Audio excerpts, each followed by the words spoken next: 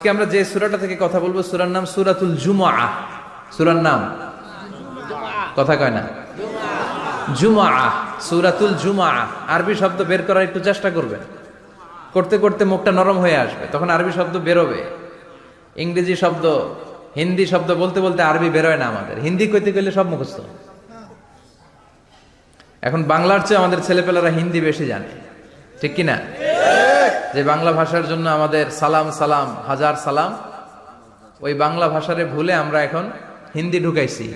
তুজে দেখা তু হে জানা সানাম, সব মুখস্থ বলা বানবো। দুম্মা চলে দুম, আছে না নাই? আল্লাহ হেফাজত করো। তো আজকে যে সূরা থেকে কথা শুনবো সূরার নাম সূরাতুল জুমআহ। সূরার নাম সূরাতুল জুমআহ। বলেন সূরার নাম কি? সবাই বলেন সূরাতুল, আবার বলেন সূরাতুল।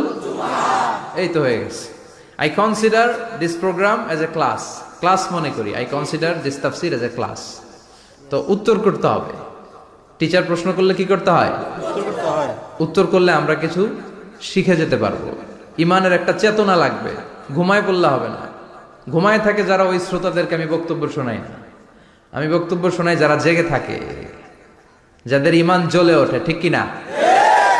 যে ইমান প্রয়োজন আছে আছে রাজা মেয়ারে নাই আছে, এগুলোর সাথে আমাদের কোনো সম্পর্ক না। কবরে পড়ে থাকা ব্যক্তির কাছে কিছু চাওয়া যাবে না, চাইতে হবে একজনের কাছে। তিনি কে? আল্লাহ। যে ইমান দিন কায়েমের আন্দোলনের ধার ধারে না, যে ইমান লেবাসধারী কোরআন হাদিস তাও পড়ে না, যে ইমান খাজার নামে মাজার গড়ে ফুলুস কামায়, যে ইমান শিরকিয়াতের আমল করে ভীত না হয়, যে ইমান বাস্তবে নাই, যে ইমান ময়দানে নাই, মুখে শুধু কথার কলি, কি করে তারে বলো ইমানে বলি, কি করে তারে বলো ইমানে বলি, কি করে তারে বলো ইমানে বলি, ঠিক কিনা?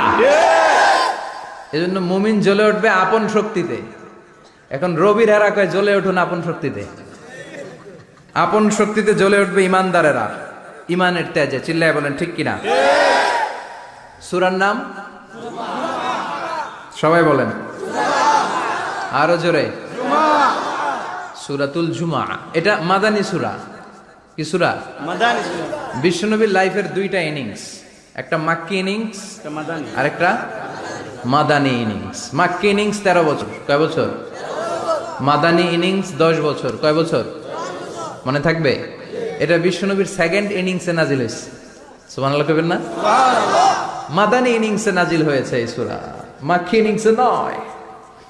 বিশ্বনবীর মাক্কি জীবন আর মাদানী জীবনের কিছু পার্থক্য আছে। মাক্কি জীবনে বিশ্বনবী খুব নীরব ছিলেন, চুপিসারে তাওহীদের কথা বলতেন। মাক্কি জীবনে বিশ্বনবী সবচেয়ে বেশি ফোকাস দিয়েছেন তাওহীদের প্রতি। কিসের প্রতি?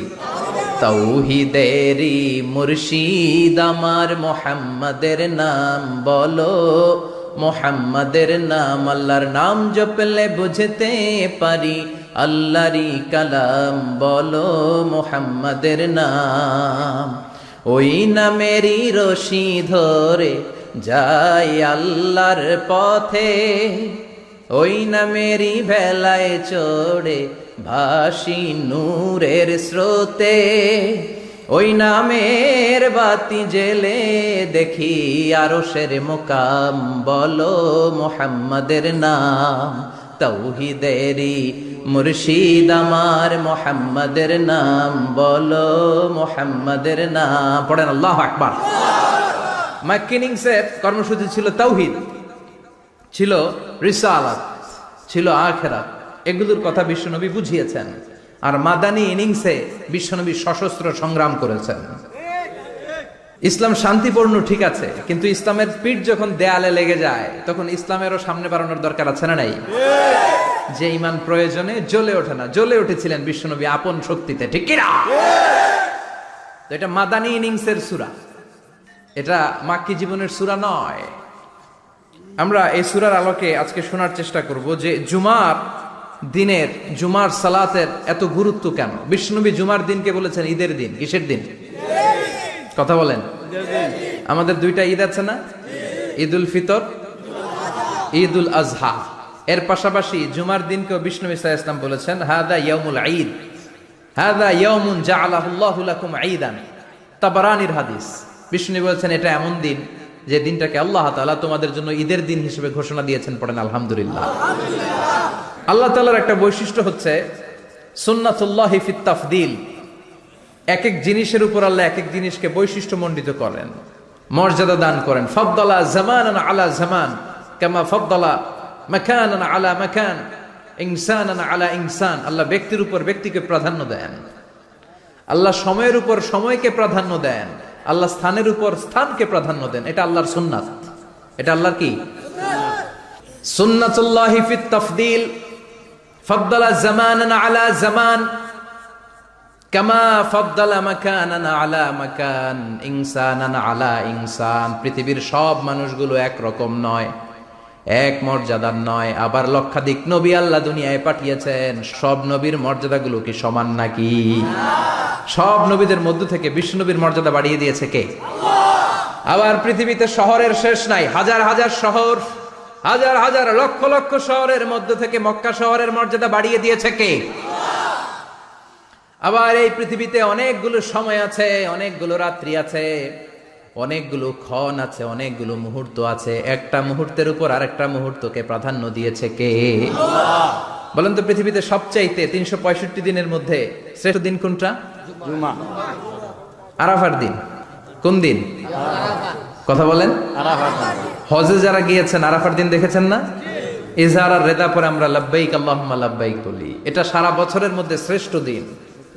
আল আরাফা আল হাজ্জু আরাফা।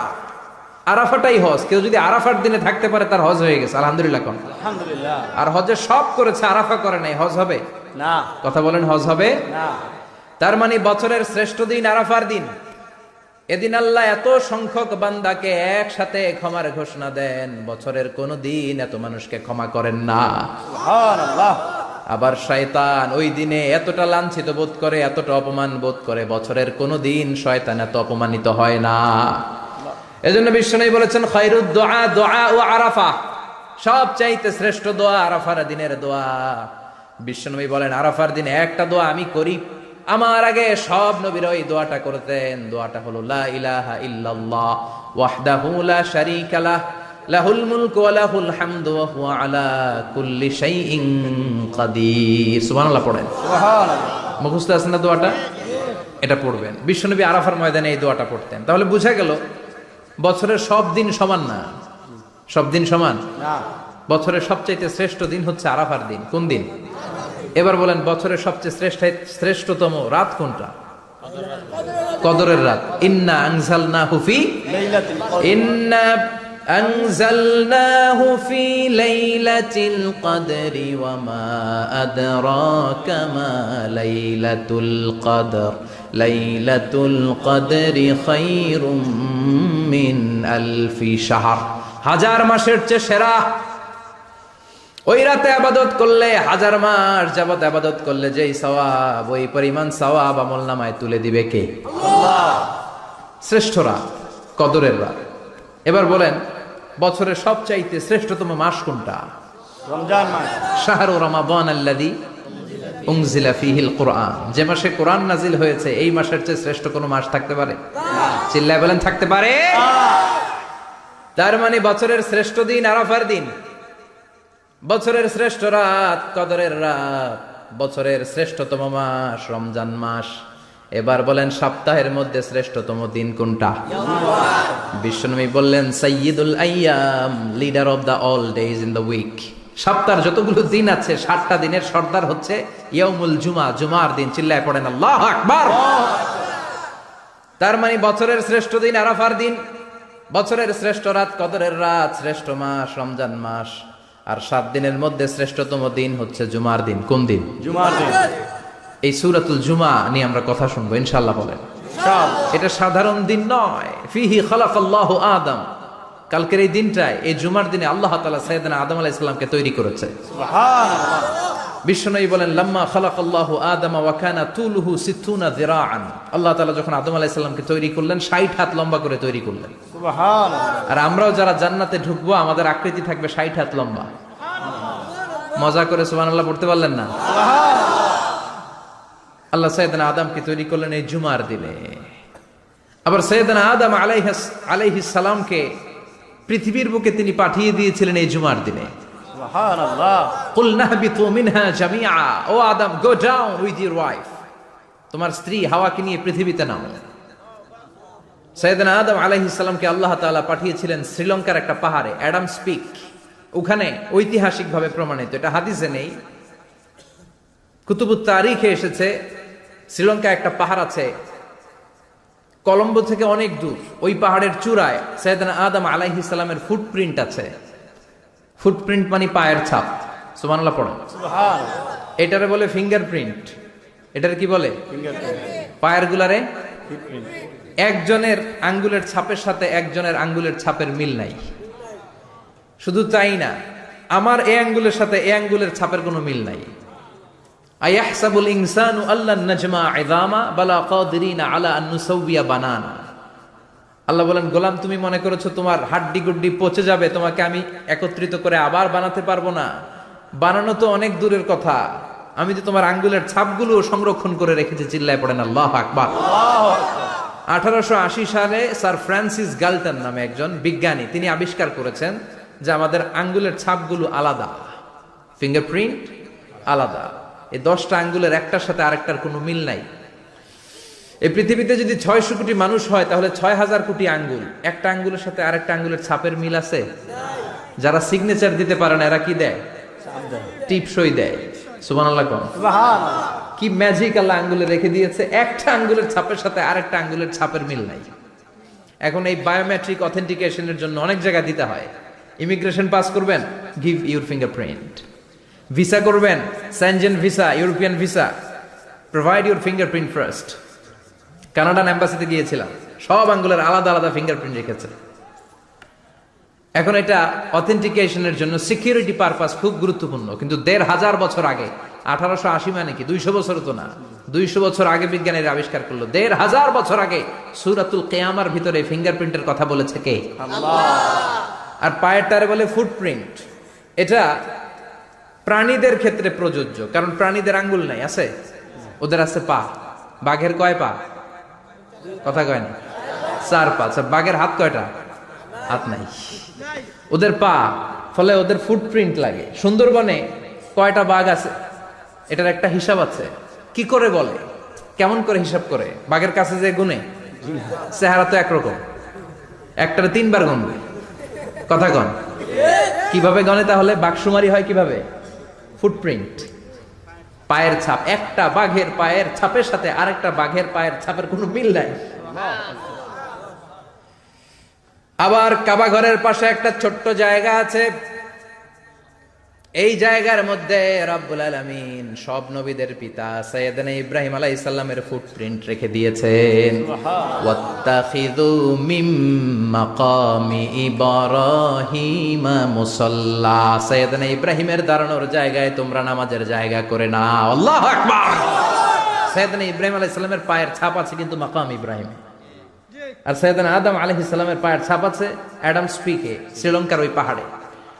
তো যেদিন আদম আলাইহিস সালামকে আল্লাহ ওখানে পাঠিয়ে দিয়েছিলেন, ওই দিনটা ছিল জুমার দিন। সুবহানাল্লাহ নাই? সুবহানাল্লাহ বাড়িতে যায় বলেন, চিল্লায় পড়েন আল্লাহু আকবার।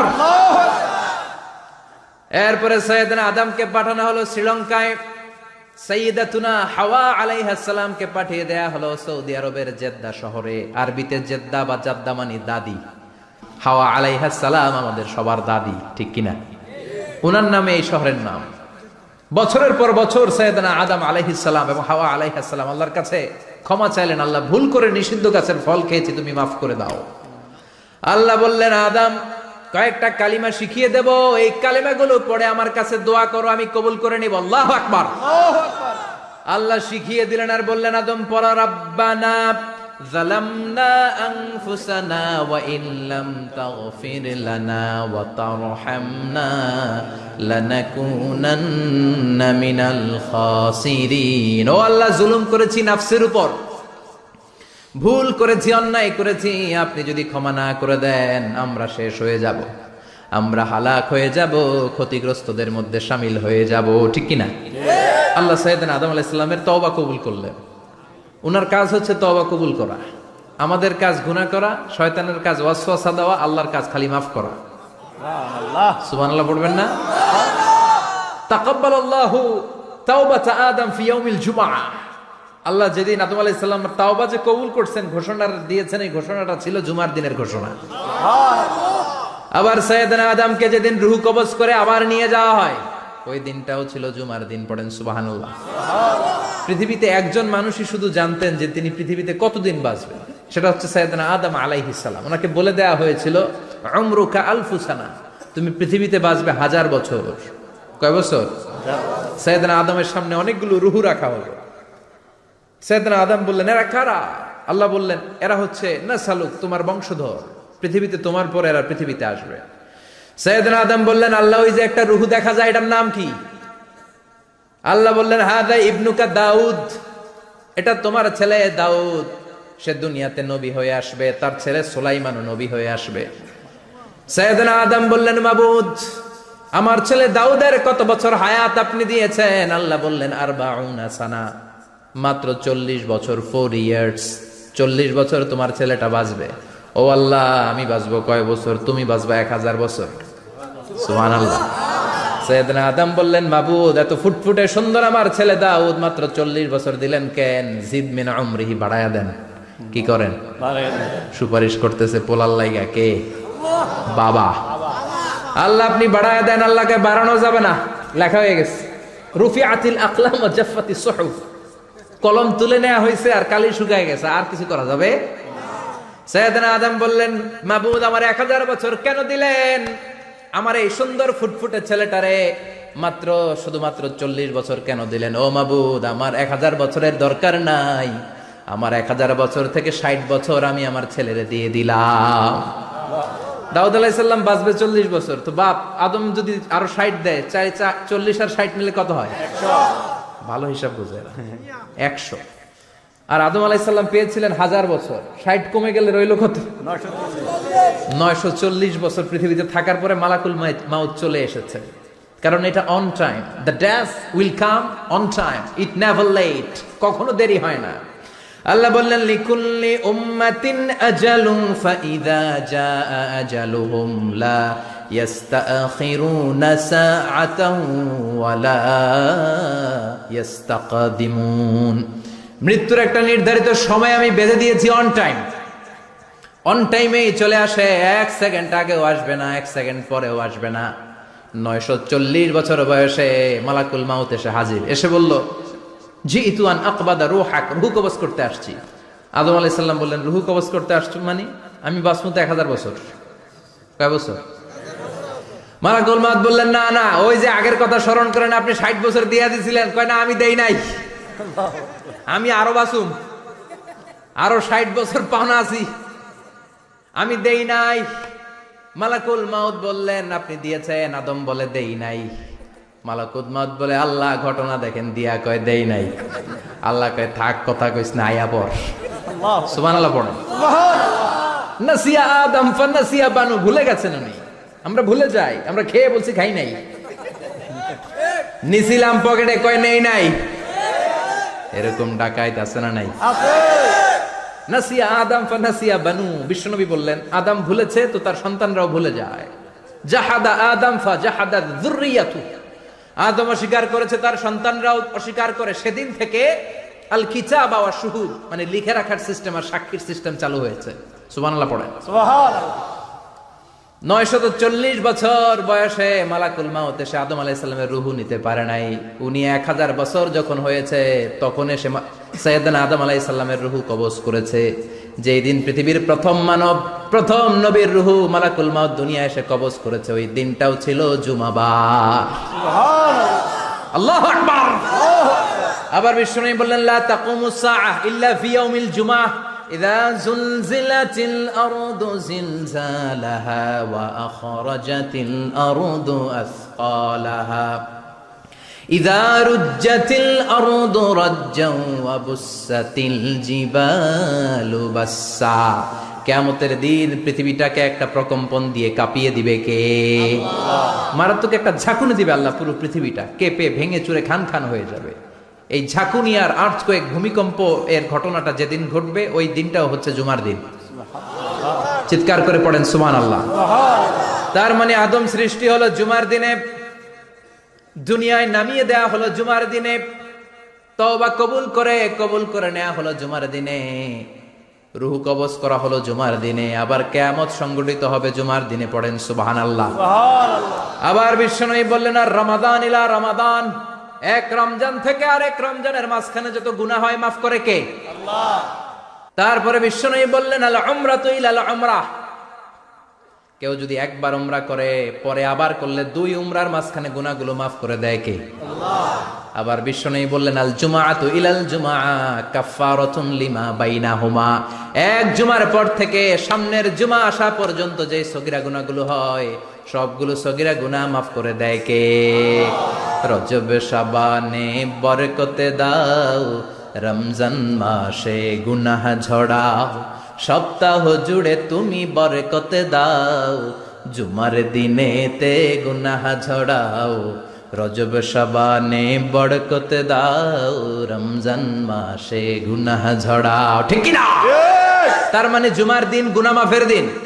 সারা সপ্তাহে ভুল ত্রুটি অন্যায় যা করলাম জুমার নামাজের বদৌলতে সব গুনাহ মাফ করে দেয় কে? আল্লাহ। এই দামি দিনটাকে আল্লাহ ইহুদিদের দিতে চেয়েছিলেন, পায় নাই। আলহামদুলিল্লাহ কবেন না? আলহামদুলিল্লাহ। ইখতিলাফু, তারা ইখতিলাফ করে হারাইছে এটা। এই দামি দিনটা রব্বুল আলামিন নাসারাদেরকে দিতে চেয়েছিলেন, ফাখতালাফু, ওরাও ইখতিলাফ করে হারাইছে। এজন্য ইখতিলাফ ভালো জিনিস না খারাপ জিনিস? মারামারি ভালো জিনিস না খারাপ জিনিস? আর ঐক্য করা ভালো জিনিস না খারাপ জিনিস? ঐক্য করতে রাজি আছেন? ইহুদিদেরকে আল্লাহ দিতে চাইলেন, ইখতিলাফ করে হারাইছে। নাসারারাও হারাইছে। ফাজা আল্লাহু বিনা ফাহাদানা বিহাদাদ দ্বীন, রব্বুল আলামিন এই দিনটা আমাদেরকে দিলেন, আমরা ইখতিলাফ করি নাই, বিশ্বনবীর হাতে হাত রেখে ঐক্য করে ঘোষণা দিয়েছি জুমার দিন আমাদের সাপ্তাহিক দিন। সুবহানাল্লাহ। বিশ্বনবী বলেন ফাগাদান লিল ইয়াহুদ, সাপ্তাহিক আনন্দের দিন ইহুদিদের জন্য হচ্ছে শনিবার, ইয়ামুস সাবত, ও বাদা গাদ লিন নাসারা, আর খ্রিস্টানদের জন্য হচ্ছে রবিবার, আর আমাদের জন্য হচ্ছে শুক্রবার। চিল্লায় পড়েন আল্লাহু আকবার। তার মানে জুমার দিন, জুমাবারের মর্যাদা বেশি না কম? চিল্লায় বলেন বেশি না কম? জুমার দিন সকালবেলা ফজরের নামাজের পর থেকে ফেরেশতারা যতগুলো মসজিদে জুমা অনুষ্ঠিত হয় ওই মসজিদে ঢোকার প্রতিটা দরজার মধ্যে দাঁড়িয়ে থাকে। কারা কারা আগে আগে জুমার নামাজ পড়ার জন্য মসজিদে যায়, প্রত্যেকের নামগুলো একটা জান্নাতের রেজিস্ট্রি খাতার মধ্যে তুলে নেয়। সুবহানাল্লাহ। এই নামগুলো স্পেশালি আল্লাহর কাছে পাঠানোর জন্য। সুবহানাল্লাহ কইবেন না? সুবহানাল্লাহ। ডানে বায়ে সামনে পেছনে যতগুলো দরজা, প্রতিটা দরজায় ফেরেশতারা বসে থাকে। কে আগে আসলো নাম তুলে দেয়। তুলতে তুলতে তুলতে তুলতে খতিব সাহেব যখন খুতবা দেওয়ার জন্য মিম্বারে যেয়ে বসে যায়, ফেরেশতারা তাদের খাতা বন্ধ করে তারাও খতিব সাহেবের সামনে জুমার খুতবা শোনার জন্য বসে যায়। পড়েন সুবহানাল্লাহ। প্রথম জুমার দিন জুমার মসজিদে যে ঢুকবে, বিশ্বনবী বললেন আল্লাহর রাস্তায় একটা উট কুরবানি দিলে যেই সওয়াব, এই সওয়াব আল্লাহ আমলনামায় দিয়ে দেয়। দ্বিতীয় পর্যায়ে যে ঢুকে, বিশ্বনবী বললেন বাকারা, গরু কুরবানির সওয়াব পায়। 3 নম্বরে যে ঢুকবে, বিশ্বনবী বললেন কাবসা, হাদিসের ভাষায় এসেছে আল কাবাস, কাবাস মানে হলো বকরি, বকরি কুরবানির সওয়াব। 4 নম্বরে যে ঢুকবে তার হচ্ছে দাজাজা, দাজাজা মানে মুরগি। 5 নম্বরে যে ঢুকবে, বিশ্বনবী বললেন বাইদা, নোয়াখালীরা কয় বয়দা, আমরা কই আন্ডা, কুমিল্লায় কই ডিম। আছে না নাই? এক দেশের কত ভাষা, এক দেশের গালি আরেক দেশের বুলি। আমরা বলি ছেলে, কুষ্টিয়ায় বলে পুত্র, আরেক জায়গায় গেলে বলে হুত, আরেক জায়গায় গেলে বলে ফোয়া। আছে না নাই? আছে। এক এলাকায় বলে বেটা ছেলে, ছেলেদেরকে বেটা ছেলে, মরদ ফোয়া, মরদ ফোয়া হইতে না, মরদ ফোয়া হদ্দে। আহা, কি ভাষার বৈশিষ্ট্য। তো যেটারে আমরা বলি ডিম, কথা বলে আন্ডা, কোথাও বলে বয়দা। তো এই বয়দা আল্লাহর রাস্তায় দান করে দিলে যেই সওয়াব, পঞ্চম ব্যক্তি ওই সওয়াব পাবে। এই 5 জনের পরে আর লেখালেখি নাই, বাকিদেরটা নরমাল এন্ট্রি করে সব ফেরেশতারা খুতবা শোনার জন্য বসে যায়। সুবহানাল্লাহ। সুবহানাল্লাহ। তো জুমার দিনে আগে আগে যাবেন তো? ইনশাআল্লাহ। সবাই রাজি আছেন? ইনশাআল্লাহ। চিৎকার করে পড়েন ইনশাআল্লাহ। ইনশাআল্লাহ। আলহামদুলিল্লাহ, আমরা এই জুমার দিনটাকে রাষ্ট্রীয় ছুটির দিন হিসেবে পেয়েছি, পাইছি না? 1984 সালে হুসাইন মোহাম্মদ এরশাদ সাহেব এই ভালো কাজ করছিলেন। উনি সব করছে জীবনে, স্বৈরাচারীও করছে, ভালো কাজও করছে। ঠিক। তো খারাপটা আর আমরা না বলি, যেটা ভালো এটাই বলি। ঠিক। উনার কারণে আজ অবধি এই 84 থেকে আজ 34 বছর বাংলাদেশের রাষ্ট্রীয়ভাবে সাপ্তাহিক ছুটির দিন কোনটা? শুক্রবার। আলহামদুলিল্লাহ কইবেন না? এই উসিলায় আল্লাহ ওনারে মাফ করুক। পৃথিবীর অনেক দেশে কিন্তু শুক্রবার ছুটির দিন না। আমি বছরের বেশিরভাগ সময় মালয়েশিয়াতে থাকি। মালয়েশিয়ার সাপ্তাহিক ছুটির দিন রবিবার। খ্রিস্টানদের সাথে অনেক বিজনেস তাদের মেনটেন করতে হয়। তো তারা যদি শুক্রবারে ছুটির দিন করে, তাহলে সপ্তাহে 2 দিন ব্যবসা বাণিজ্য কাটা পড়ে যায়। নিজেদের কারণে শুক্রবার বন্ধ, যাদের সাথে বিজনেস ওদের কারণে রবিবার বন্ধ। আমরা আলহামদুলিল্লাহ আল্লাহর দেয়ায় পবিত্র দিনটাতে পেয়েছি জুমাবার। আলহামদুলিল্লাহ পড়েন আলহামদুলিল্লাহ। এজন্য বিশ্বনবী বললেন, খবরদার এদিনের নামাজ মিস করো না। মান তারাকা সালাসা জুমাইন তাহাবুনান, গাফলতি করে টানা 3টা জুমা যে এই ব্যক্তি মিস করলো, তাবা আল্লাহু ফি কলবিহি, রব্বুল আলামিন ওই লোকটার অন্তরের মধ্যে মোহর মেরে দেয়। ওয়া কুতিবা ফি জুমরাতিল মুনাফিকিন, মুনাফিকদের খাতায় তার নাম তুলে দেয়। 3টা জুমা যদি কেউ মিস করে, 2টা পানিশমেন্ট। এক হচ্ছে তবে আল্লাহ ফি কলবি, আল্লাহ অন্তরে মোহর মেরে দেয়। ভালো কথা ভাল লাগে না, নামাজ ভাল লাগে না, আজান ভাল লাগে না, ইসলাম ভাল লাগে না, শুধু মৌজ মাস্তি ভাল লাগে, গান বাজনা ভাল লাগে, এরকম আছে না নাই? জুমার নামাজে যায় না। আরেকটা হলো কুতিবা মিনাল মুনাফিকিন, মুনাফিকদের খাতায় নাম তুলে দেয়। আল্লাহ হেফাজত করো। আরো জোরে পড়েন আমিন। আমিন। জুমার দিন আগে আগে মসজিদে আসবেন ইনশাআল্লাহ। সবাই রাজি? ইনশাআল্লাহ। আসেন, আল্লাহ জুমার ব্যাপারে কি ওয়াজ আমাদেরকে করলেন আমরা শুনি। শুনতে রাজি? আল্লাহ বললেন, ইয়া আইয়ুহাল্লাযীনা আমানু ইযা নুদিয়া লিস-সালাতি মিন ইয়াউমিল জুমআতি ফাসআউ ইলা যিকরিল্লাহি ওয়া যারুল বাই', যালিকুম খায়রুল লাকুম ইন কুনতুম তা'লামুন। পড়েন না আল্লাহু আকবার। আল্লাহ বললেন, ও আমার মুমিন বান্দারা শোনো শোনো।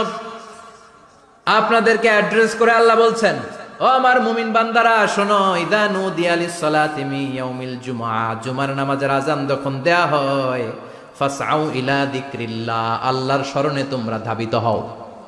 ওয়া যারুল বাই', কেনা বেচা বন্ধ করে দাও।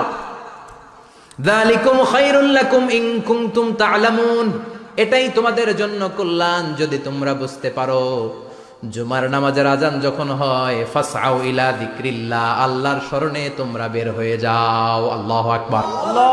ফাসআউ ইলা যিকরিল্লাহ ইযা নুদিয়া লিস-সালামি ইয়াউমিল জুমআ, জুমার নামাজের আজান যখন দেয়া হয় বের হয়ে যাও, তখন কোনো কাজ রাখা যাবে না। এই আজান দ্বারা উদ্দেশ্য হচ্ছে খতিব সাহেব খুতবা দেওয়ার জন্য মিম্বারে বসলে যে আজানটা দেয়া হয়, এই আজান। কথা বুঝতে পেরেছেন? কিন্তু দুর্ভাগ্যজনক হলেও সত্য, আমাদের বাংলাদেশে এই আজানটা কেন যেন মুয়াজ্জিন ভাইরা ইমাম সাহেবের সামনে এসে আস্তে আস্তে দেয়, ছোট ছোট করে ইমাম সাহেবের মুখের উপরে দেয়, মাইকে দেয় না। এটা পাইছে কই?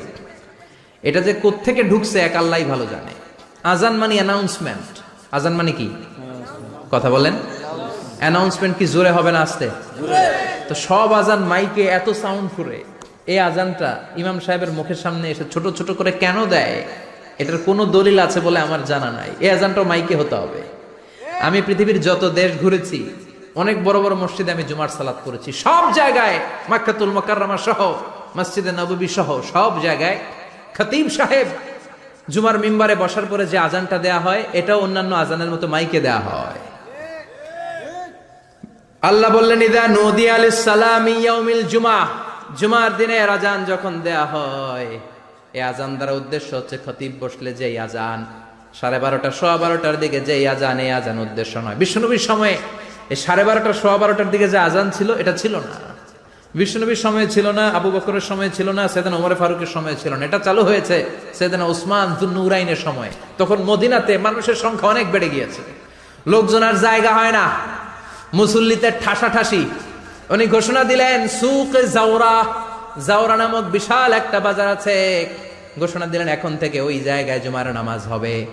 মানুষ যেন আগ থেকে প্রস্তুতি নিয়ে আসতে পারে, এজন্য জাওরা নামক বাজারে উনি আর একটা আজান দেওয়ার প্রচলন করলেন। সুবহানাল্লাহ। সেখান থেকে আজ অবধি আমরা এই অতিরিক্ত আজানটা দিয়ে থাকি। এটা নবীর সুন্নাত না, এটা সাহাবীর সুন্নাত। বিশ্বনবীর সুন্নাহ মেনে নেওয়া যেমনি আবশ্যক, 4 খলিফার থেকে পাওয়া সুন্নাতগুলো মেনে নেওয়া আবশ্যক। বিশ্বনবী বললেন আলাইকুম বিসুন্নতি ওয়া সুন্নাতিল খুলাফায়ে রাশিদিন আল মাহদিয়িন, আমার সুন্নাত ধরবা। হেদায়েত প্রাপ্ত 4 খলিফার সুন্নাত ধরবা। কেমনে ধরবা? ইক্ষু চিনেন? ইক্ষু না গ্যান্ডারি নাকি আখ না কুশাই? হ্যাঁ, আখ। কাঁচা আখ খায় কি করে? এই সামনের দাঁত দিয়ে ভাঙে না? সামনের দাঁত দিয়ে বলে ভাঙে, চাপার দাঁত দিয়ে, এই জায়গার দাঁত দিয়ে শক্ত করে ধরতে হয়। বিশ্বনবী বললেন আব্দু আলাইহা বিন নওয়াজিজ, আমার সুন্নাত আর সাহাবীদের সুন্নাতকে চাপার দাঁত দিয়ে আঁকড়ে ধরো, যাতে ছুটে না যায়। চিল্লায় পড়েন আল্লাহু আকবার। এটা সাইয়েদনা উসমানের সুন্নাত। বিশ্বনবী বললেন ইযা নুদিয়া লিস-সালাহ মিন ইয়াউমিল জুমআতি ফাসআউ ইলা যিকরিল্লাহ, জুমার দিনের আযান যখন দেয়া হয়, ফাসআউ ইলা যিকরিল্লাহ, আল্লাহর স্মরণের দিকে ধাবিত হও। দেরি করো না। দেরি করা যাবে? আযান হইলে কোনো কাজ রাখবেন? কোনো ব্যস্ততা থাকবে? কাজ একটাই, জুমার নামাজ। চিল্লায় বলেন কাজ একটাই, সেটা কি? জুমার নামাজ। আল্লাহ বললেন ফাসআউ, ফাসআউ এর শাব্দিক অর্থ হচ্ছে দৌড়াও। আসলে কি? তো এই দৌড়াও দিয়ে আসলে দৌড়াও বোঝানো হয়নি, এটা দ্বারা বোঝানো হয়েছে আল মুবাদারা ওয়াল ইহতিমাম, ইম্পর্টেন্স দেয়া, এমফাসাইজ করা, গুরুত্ব, গুরুত্বের সাথে আগে আগে প্রস্তুতি নাও। ফাসআউ দ্বারা দৌড়ানো বোঝানো হয়নি। প্রমাণ কি? কারণ বিশ্বনবী দৌড়ে দৌড়ে নামাজে যেতে নিষেধ করেছেন।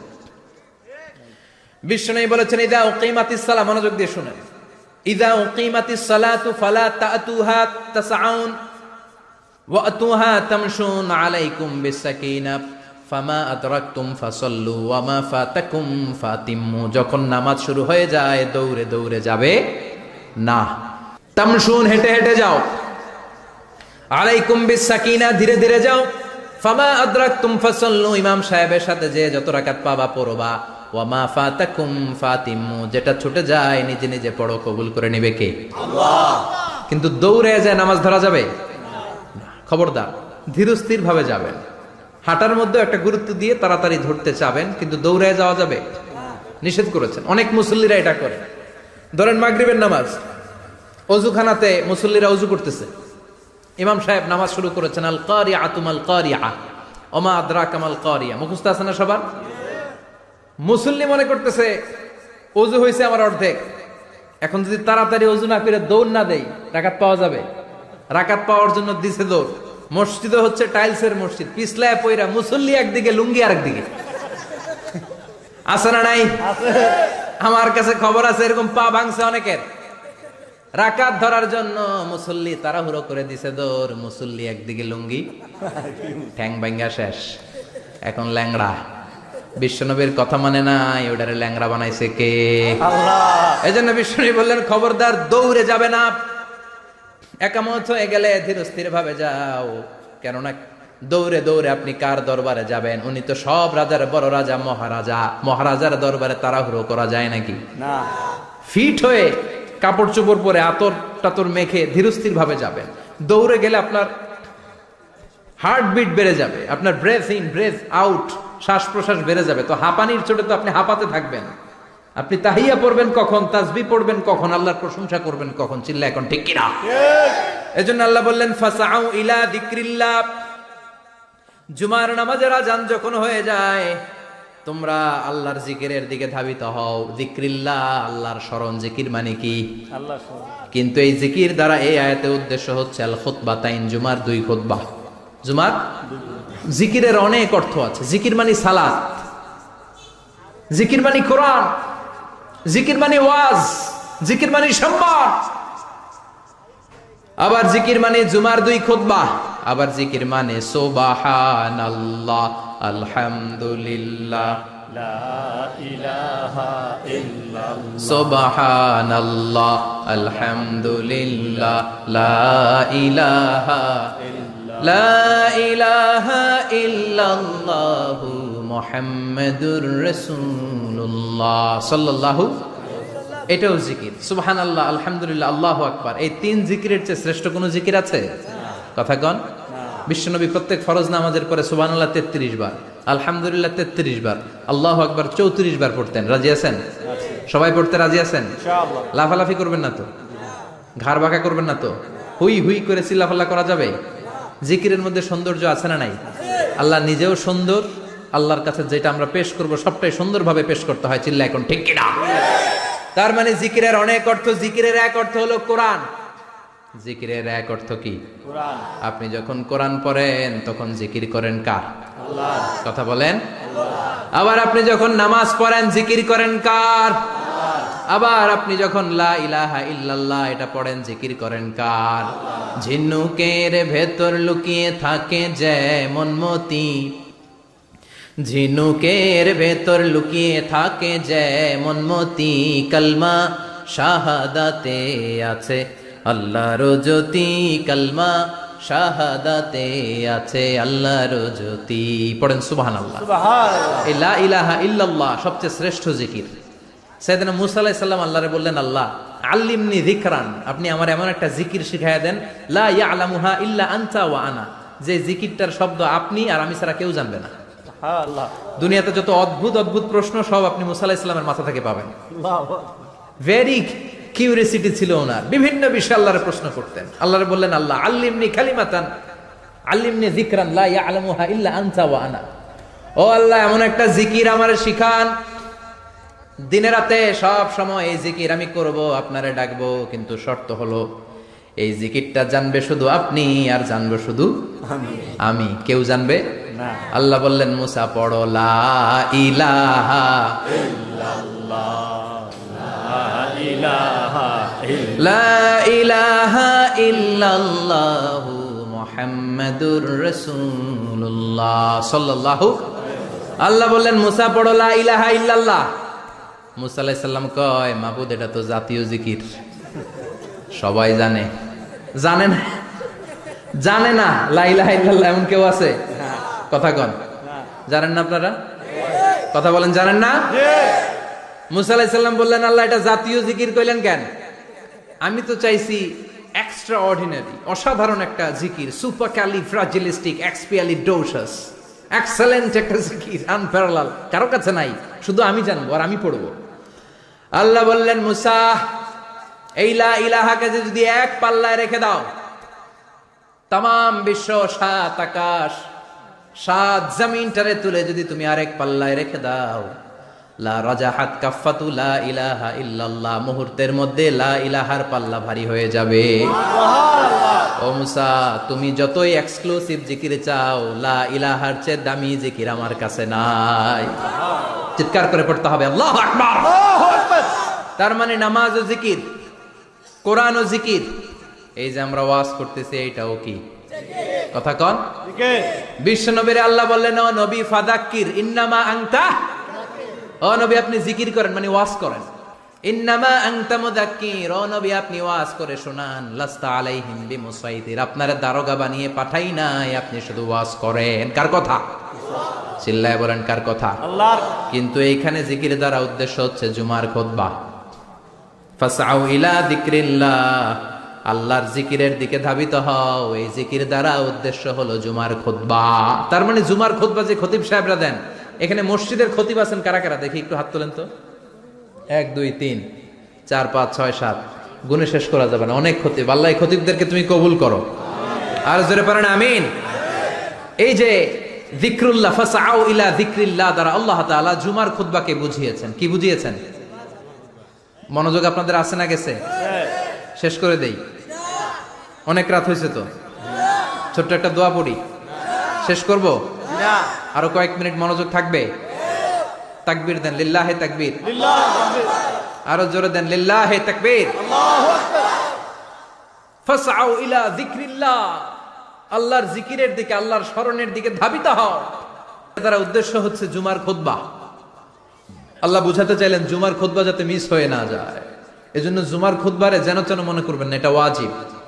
জুমার খুতবা ওয়াজিব, শোনা ওয়াজিব, খুতবা দেওয়া ওয়াজিব। এই জন্য রব্বুল আলামিন জোহরের নামাজকে ফরজ করে দিয়েছেন 4 রাকাত। যেহেতু জোহরের নামাজের আগে পরে কোনো খুতবা নাই, জুমার দিন খুতবা আছে, তাই জুমার দিন 4 রাকাত থেকে কমিয়ে তিনি 2 রাকাত করে দিয়েছে। কি ব্যালেন্সড ইসলাম, কি ভারসাম্যপূর্ণ আমাদের জীবন বিধান। প্রতিদিন জোহরের সময় ফরজ কয় রাকাত, কিন্তু জুমার দিন ফরজ কয় রাকাত? 2 রাকাত কমাইলো কেন? খুতবা। সুবহানাল্লাহ কইবেন না? এজন্য জুমার খুতবাটা খতিব সাহেব যারা আছেন খুবই জরুরি। এটাকে খুব কনস্ট্রাকটিভ মুডে সমাজে তুলে ধরতে হবে, মানুষকে এডুকেট করতে হবে, ইনস্ট্রাক্ট করতে হবে। আপনাদের অনেক দায়িত্ব, you have huge responsibilities in your shoulder. আপনাদের অনেক দায়িত্ব। খতিব যারা, এটা ছোটখাটো কোনো রেসপন্সিবিলিটি নয়, এটা অনেক বড় দায়িত্ব। এজন্য জুমার দিন মানুষকে আপনার শিক্ষিত করতে হবে। এই জুমার খুতবা, জুমার আলোচনার সাথে পৃথিবীর কোনো আলোচনার কোনো মিল নাই, কারণ জুমার আলোচনা সব সময় অন টাইম, একটা নির্ধারিত সময়ে হয়। পৃথিবীর অন্য কোনো আলোচনা নির্ধারিত সময়ে হয় নাকি? কথা কন। আমরা বক্তারা নির্ধারিত সময়ে মাইক পাই? কথা কন। কোনোদিন 8টায়, কোনোদিন 9টায়, আজকে পড়ছি কয়টায়? কিন্তু জুমার খুতবার এটা চেঞ্জ হয়। কি বরকতের একটা জলসা! ওই দিন সবাই আসতে হয় মসজিদ। ফুল টাইম নামাজি এরা আসে, পার্ট টাইম নামাজি এরা আসে, বেনামাজি এরাও আসে, আস্তিক এরা আসে, নাস্তিক এরাও আসে, আওয়ামী লীগ আসে, বিএনপি আসে, জাতীয় পার্টি আসে, জামাত ইসলাম আসে, হেফাজতে ইসলাম আসে, তাবলিগের ভাইয়েরা আসে, পীরের মুরিদেরা আসে, সবাই আসে। তাহলে এটা জরুরি দিন না?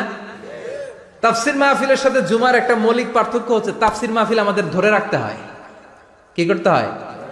ধরে না রাখলে শ্রোতা উঠে যায়। কিন্তু জুমার খুতবা কি ধরে রাখা লাগে? কথা কন। ওঠার সুযোগ আছে, কারণ সামনে কি? জুমার নামাজ। সুবহানাল্লাহ কইবেন না? এটা অনেক জরুরি। এজন্য জুমার খুতবা যারা দেন এরা বিশ্বনবীর দায়িত্ব পালন করেন। আল্লাহু আকবার। বিশ্বনবীর মাদানী ইনিংস কয় বছরের? 10 বছর। বিশ্বনবীর মাদানী ইনিংস শুরু হয়েছে মসজিদে নববী তৈরি করার মধ্য দিয়ে। বিশ্বনবী মসজিদে নববী তৈরি করার পর মসজিদে নববীর খতিব হিসেবে দায়িত্ব নিলেন। সুবহানাল্লাহ। বিশ্বনবী 1টা 2টা 5টা 10টা না, মসজিদে নববীতেই 10 বছরের ইনিংসে 500টারও বেশি জুমার খুতবা দিয়েছেন। সুবহানাল্লাহ। বাড়িতে যায় বলেন কত খুতবা? 500রও বেশি খুতবা দিয়েছে। মদিনার সমাজটা এমনি জান্নাতি সমাজ হয় নাই। মদিনার সোসাইটিটাকে জান্নাতি সমাজ বানানোর জন্য বিশ্বনবীকে 500টা বক্তব্য দিতে হয়েছে। চিল্লায় পড়েন আল্লাহু আকবার। প্রতি সপ্তাহে যে আয়াতগুলো নাজিল হতো বিশ্বনবী এগুলো নিয়ে কথা বলতেন। এই সপ্তাহে যে সমস্ত আয়াতগুলো নাজিল হলো ওই আয়াতগুলো নিয়ে বিশ্বনবী জুমার দিন খুতবার মধ্যে কথা বলতেন। এই সপ্তাহের মধ্যে রাষ্ট্রীয় যত ক্রাইসিস আছে এই সমস্যাগুলো নিয়ে বলতেন। এই সপ্তাহে সমাজের মধ্যে বড় বড় যত ঘটনাগুলো ঘটে গেল এগুলো নিয়ে বিশ্বনবী জুমার দিন কথা বলতেন। সুবহানাল্লাহ। এজন্য খতিব যারা আছেন জুমার আলোচনাটা অনেক কনস্ট্রাকটিভ, ফ্রুটফুল হতে হবে, কোরআনের আলোকে হতে হবে। বিশ্বনবী জুমার খুতবা দিচ্ছেন, হঠাৎ বিশ্বনবী দেখলেন হাসান আর হুসাইন লাল 2টা জামা পরে জুমার মসজিদের মধ্যে ঢুকে একবার কাতারের এইদিকে দৌড় মারে, আরেকবার ওইদিকে দৌড় মারে। ছোট বাচ্চাদের এরকম দৌড়াদৌড়ি আছে না নাই? রাজা মেয়ারও আছে।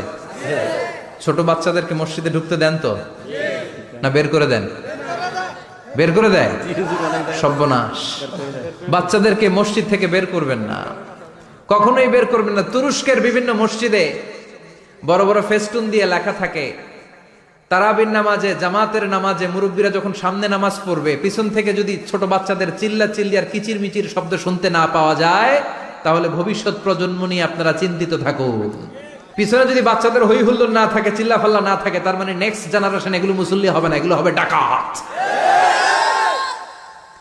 এজন্য এরা বিভিন্ন প্রজেক্ট চালু করেছে। 40 দিন টানা ফজরের নামাজ যে ছোট বাচ্চারা মসজিদে এসে পড়বে ওই প্রজেক্টের আওতা থেকে একটা করে সাইকেল দিয়ে দেয়া হচ্ছে। সুবহানাল্লাহ কইবেন না? কুয়েতে আরেকটা প্রজেক্ট করছে, ফজরের নামাজে মুসল্লি নাই। কুয়েতের এই প্রজেক্ট হচ্ছে marriage project, second marriage project, দ্বিতীয় বিবাহ প্রকল্প। কি কাজ এই প্রকল্পের? তারা ঘোষণা দিল মসজিদে ফজরের সালাতে মুসল্লি পাওয়া যায় না, তো যারা যারা ফজরের নামাজে মসজিদে আসবে না, টাইমলি আসবে না, তাদেরকে মসজিদের টাকা দিয়ে মসজিদের অর্থায়নে দ্বিতীয় বিবাহের ব্যবস্থা করে দেয়া হবে। এই ঘোষণা দেওয়ার পর থেকে ওই এলাকার কোনো মহিলার তাহাজ্জুদ মিস হয় না। ফজর তো অনেক দূরে, তাহাজ্জুদের সময় থেকে হাজবেন্ডে ডাকা শুরু করে, মসজিদে যাও, তাড়াতাড়ি তাড়াতাড়ি কোথায় যাও, কারণ মসজিদে না গেলে দ্বিতীয় বিয়ে আছে না নাই? সুবহানাল্লাহ কইবেন না? অটে প্রজেক্ট, অটে প্রজেক্ট, কত চমৎকার প্রজেক্ট! এই প্রজেক্টগুলো নেওয়ার দরকার আছে না নাই? এজন্য ছোট বাচ্চাদেরকে মসজিদ থেকে তাড়িয়ে দেয়া যাবে, এদেরকেও নিয়ে যান। এরা হাসতে খেলতে চলতে ফিরতে, আমি বাইরের যত জায়গায় তারাবি পড়েছি, অনেক দেশে তারাবি পড়েছি রামাদানে, ছোট বাচ্চারা পিছনে অনেক কিচিরমিচির করে, হঠাৎ অ্যানাউন্সমেন্ট দেয়, বাবা মারা ছেলে মেয়েদেরকে শান্ত করেন, কিছুক্ষণ শান্ত, 2 রাকাত পরে আবার চিল্লাচিল্লি, আছে না নাই? তো ওরা যদি না চিল্লায়, ওরা যদি লাফালাফি না করে, লাফালাফি কি 80 বছরের মুরব্বী করবে? কথা কয় না। মুরব্বী লাফালাফি করলে এটা মানাবে? ছোট বাচ্চারা লাফালাফি করবে, একজন আরেকজনের কামড় দিবে, কাঁচের গ্লাস ভাঙবে, এটাই পৃথিবীর সৌন্দর্য। চিল্লায় বলেন ঠিক কিনা? বিশ্বনবী একবার আসরের নামাজের সেজদা লম্বা করে দিলেন, সাহাবারা বললেন নবী নামাজের পরে ধরলেন, অসুস্থ হয়ে গেলেন নাকি, অথবা কোরআনের আয়াত সেজদা অবস্থায় নাজিল হয়ে গেল নাকি? আসরের সেজদা তো এত লম্বা করতে কখনো দেখি নাই রে নবী। বিশ্বনবী বললেন না, অসুস্থ হই নাই, কোরআনের আয়াত নাজিল হয় নাই, আমি যখন সেজদায় লুটিয়ে পড়েছি, আমার কলিজার টুকরা নাতি হাসান আমার কাঁধের উপরে চেপে বসেছে, আমি যদি সেজদা থেকে মাথা উঠাই হাসানের কষ্ট হয়ে যাবে, তাই আসরের একটা সেজদা আমি ইচ্ছা করেই লম্বা করে দিয়েছি। কি নবী ছিল, কি মায়া ছিল নাতিদের সাথে। হাসান হুসাইন বিশ্বনবী, যে নবী হচ্ছে সব নবীদেরও সর্দার, ওই নবীরে ঘোড়া বানায়া, বিশ্বনবীর বাবরি চুল ছিল তো, ওই চুল ধরে এরকম ঘোড়া ঘোড়া খেলতো, বিশ্বনবীর কাঁধে বসে বিশ্বনবীর বাবরি চুল টেনে টেনে কয় এটা আমার ঘোড়া। হাসান হুসাইনের গায়ের এমন কোন জায়গা নাই যে জায়গায় বিশ্বনবী চুমা দেয় নাই। আর বলতেন রাইহানাতাইনি ফিদ দুনিয়া, হাসান আর হুসাইন হলো আমার দুনিয়ার সুগন্ধি। সাইয়্যিদা শাবাবি আহলিল জান্নাহ, জান্নাতীরা আপনারা যারা জান্নাতে যাবেন, আপনাদের সামনে 2টা পতাকা থাকবে, একটা থাকবে হাসানের হাতে আর একটা হুসাইনের হাতে। বিশ্বনবী মসজিদে নববীতে জুমার খুতবা দিচ্ছেন, হঠাৎ হাসান আর হুসাইন লাল 2টা জামা পরে কাতারের মধ্যে দৌড়াদৌড়ি শুরু করলেন। বিশ্বনবী খুতবা থামিয়ে দিলেন, মিম্বার থেকে নেমে হাসান হুসাইনকে 2 হাতে টানতে টানতে মিম্বারের উপরে নিয়ে আসলেন, যাতে মুসল্লিদের ডিস্টার্ব না হয়ে যায়। হাসানকে ডান হাতে ধরে, হুসাইনকে বাঁ হাতে ধরে বাকি খুতবাটা বিশ্বনবী তখন শেষ করলেন। 500টা খুতবা দিয়েছেন। কয়টা? চিল্লায় বলেন কয়টা? আবার বিশ্বনবী জুমার খুতবা দিতে দাঁড়ালেন, এক সাহাবী এসে বসে বলল, বিশ্বনবী বললেন কম, দাঁড়াও, 2 রাকাত পড়ছো? সাহাবী কয় না, পড়ি নাই। বিশ্বনবী বললেন ইরকা রাকাতান, 2 রাকাত পড়ো। সাহাবী 2 রাকাত পড়া শুরু করলেন, বিশ্বনবী আবার খুতবা দেওয়া শুরু করলেন। খুতবার নিরবিচ্ছিন্নতাকে ভঙ্গ করে বিশ্বনবী তাকে দাঁড়াতে বললেন, 2 রাকাত নামাজ পড়তে বললেন। তার মানে খতিব সাহেব মন গড়া শুধু খুতবা দিয়ে যায় না, ডানে বায়ে কোথায় কি হচ্ছে সবকিছু নজরে রেখে, কন্ট্রোলে রেখে, সামাজিক সব সমস্যার কথাগুলো তুলে ধরে অসামাজিক কার্যকলাপের বিরুদ্ধে হুঙ্কার দিয়ে জুমার প্ল্যাটফর্মটাকে শক্তিশালী করাই হচ্ছে একজনের খতিবের দায়িত্ব। চিল্লায় এখন ঠিক কিনা? এ কাজই করেছেন বিশ্বনবী 500টা খুতবায়। আবার বিশ্বনবী দাঁড়িয়ে খুতবা দিচ্ছেন, এক সাহাবী এসে বলেন, নবী মদিনার মধ্যে পানি নাই, অনাবৃষ্টি, দুর্ভিক্ষ, আপনি একটু দোয়া করেন যাতে বৃষ্টি হয়। কিসের দোয়া? বিশ্বনবী জুমার খুতবা থামিয়ে দিলেন, খুতবা দিচ্ছিলেন, খুতবা থামিয়ে দোয়া করলেন, আল্লাহুম্মা স্কিনা, আল্লাহুম্মা স্কিনা ইয়া গাউস আগিসনা, আল্লাহুম্মা স্কিনা গাইসান মুগীসান মারিআন মুরিআন নাফিআন গায়রা দার আজিলান গায়রা আজিল। আল্লাহ আপনি আমাদের সাহায্য করেন, আপনি রহমত করেন, বরকত দেন, আপনি মদিনার বুকে বৃষ্টি দেন, তাড়াতাড়ি দেন, দেরি করেন না। সুবহানাল্লাহ। বিশ্বনবী দোয়া করতে দেরি, মুহূর্তের মধ্যে ঝুমঝুম করে বৃষ্টি নাজিল হয়ে মদিনাটা প্লাবিত হয়ে গেল। আকাশে মেঘ দেয় কে? বৃষ্টি দেয় কে? আল্লাহ মেঘ দে, পানি দে, ছায়া দে রে তুই, আল্লাহ মেঘ দে। পড়েন পড়েন, আল্লাহ মেঘ দে, পানি দে, ছায়া দে রে তুই, আল্লাহ মেঘ দে। সবকিছু দেয়ার মালিক কে? আল্লাহ। বৃষ্টি দেয় কে? মেঘ দেয় কে? বিশ্বনবীর দোয়ার বরকতে বৃষ্টি নামলো। শুক্রবার বৃষ্টি, শনিবার বৃষ্টি, রবি সোম মঙ্গল বুধ বৃহস্পতি শুক্র, এর পরের শুক্রবার পর্যন্ত টানা বৃষ্টি হলো। কারণ দোয়ার, বৃষ্টির দোয়া করছে, বৃষ্টি বন্ধ আর দোয়া তো করে নাই, চলতেছে। আল্লাহ কাছে নবী চাইছেন দিতেছি, না করলে থামামু। সুবহানাল্লাহ কইবেন না? বৃষ্টি হইতে হইতে মদিনায় বন্যা, মরুভূমির দেশ, কি পরিমাণে হেভি রেইনফল হলে মরুতে বন্যা হয়। সুবহানাল্লাহ পড়বেন না? আবার বিশ্বনবী পরের জুমাবারে খুতবা দিচ্ছেন, ওই সাহাবী এসে হাজির, এসে বলে, ও নবী আর বৃষ্টির দরকার নাই। যে বৃষ্টির দোয়া করতে বলেছিল সে এসে বলি আর কিসের দরকার নাই? চিল্লায় বলেন কিসের দরকার নাই? ও নবী আর বৃষ্টির দরকার নাই, এবার বৃষ্টি বন্ধের দোয়া করেন। বিশ্বনবী আবার হাত তুলে বললেন, আল্লাহুম্মা হাওয়ালাইনা ওয়ালা আলাইনা, মানে আল্লাহ আপনি বৃষ্টি দেন, তবে এই এলাকায় না, ডানে বায়ে সামনে পেছনে চারদিকে দেন। সাহাবীরা মসজিদ থেকে বের হয়ে দেখে মদিনার চারদিকে এরকম গোল একটা চাকতি, এই চাকতি দিয়ে নীল আকাশ দেখা যায়, আর ডানে বায়ে সামনে পেছনে প্রচন্ড ঝড় ঝন্ডার বৃষ্টি। মদিনার আকাশে এক ফোঁটাও বৃষ্টি নেই। চিল্লা এখন সুবহানাল্লাহ। এগুলো হচ্ছে বিশ্বনবীর খুতবার বরকত। 500টা খুতবা দিয়েছেন, এজন্য খতিব সাহেবরা ভালো করে খুতবা দেওয়ার দরকার আছে না নাই? আল্লাহ বললেন, ইযা নুদিয়া লিস-সালাতি মিন ইয়াউমিল জুমআতি ফাসআউ ইলা যিকিরিল্লাহি ওয়া যারুল বাই। জুমার আযান যখন হয়ে যায়, জুমার নামাজ পড়তে যাও, বেচা কেনা বন্ধ করে দাও। কার কথা? Allah. Close the shop, shut down the shop, close the market. Market বন্ধ, দোকানের শাটার নামাও, ক্যাশ বক্সে তালা ঝুলাও, ব্যবসা প্রতিষ্ঠান, মার্কেট সবগুলো বন্ধ করে একজনের জিকিরের দিকে ছোটবা। তিনি কে? অল্প 1-1.5 ঘন্টার জন্য যদি ব্যবসা বন্ধ রাখেন, পরে যখন আবার দোকান খুলবেন, জুমার বরকতে ব্যবসা বাড়িয়ে দিতে পারে কে? এরপর আল্লাহ বললেন, ফাইদা কুদিয়াতিস সালাতু ফান্তাশিরু ফিল আরদি ওয়াবতাগু মিন ফাদলিল্লাহ ওয়াযকুরুল্লাহা কাসীরান লাআল্লাকুম তুফলিহুন। যখন নামাজ শেষ হয়ে যায়, ফাইদা কুদিয়াতিস সালাতু ফান্তাশিরু ফিল আরদ, জুমার নামাজ যখন শেষ হয়ে যায়, জামাতের নামাজগুলো যখন শেষ হয়ে যায়, ফান্তাশিরু ফিল আরদ, জমিনে ছড়িয়ে যাও, ওয়াবতাগু মিন ফাদলিল্লাহ, আল্লাহর কাছ থেকে ফদল তালাশ করো, মানে রিজিক তালাশ করো। কার কথা? আল্লাহ। নামাজ শেষ মসজিদে থাকবেন? কই যাবেন? কথা কন, জোরে কন। নামাজের সময় ঢুকবেন কই? নামাজ শেষে যাইবেন কই? আবার বলেন, আজান হলে ঢুকবেন কই? আজান শেষ, নামাজ শেষ, যাবেন কই?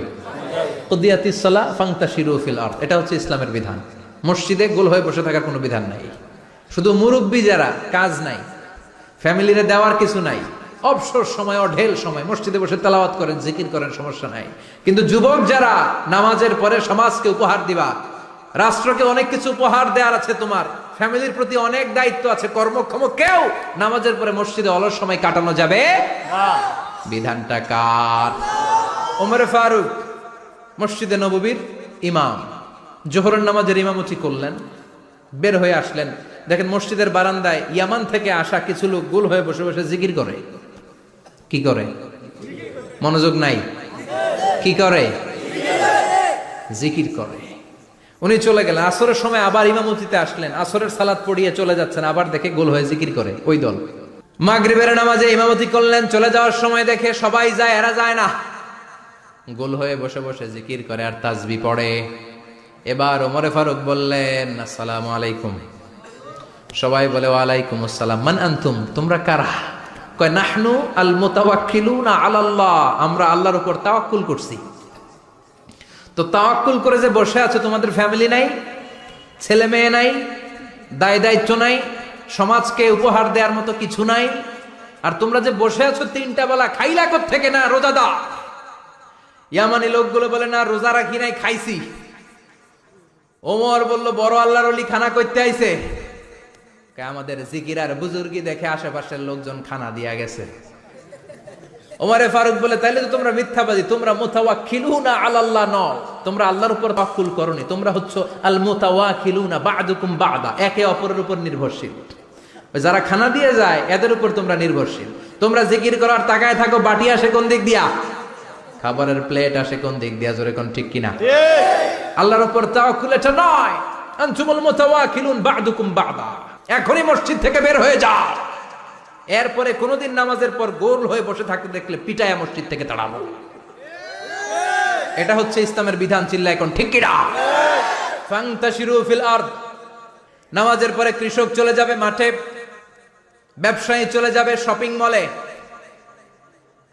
মেম্বার অব দ্য পার্লামেন্ট চলে যাবে সংসদে, সেনা সদস্যরা ঢুকে যাবে ক্যান্টনমেন্টে। চিল্লা এখন ঠিক কিনা? যার যেইখানে দায়িত্ব পালন করার জন্য ছুট। মসজিদে বসে থাকা যাবে? কোন যুবক মানুষ, কর্মক্ষম মানুষ নামাজের পরে মসজিদে বসে বসে জিকির করা যাবে?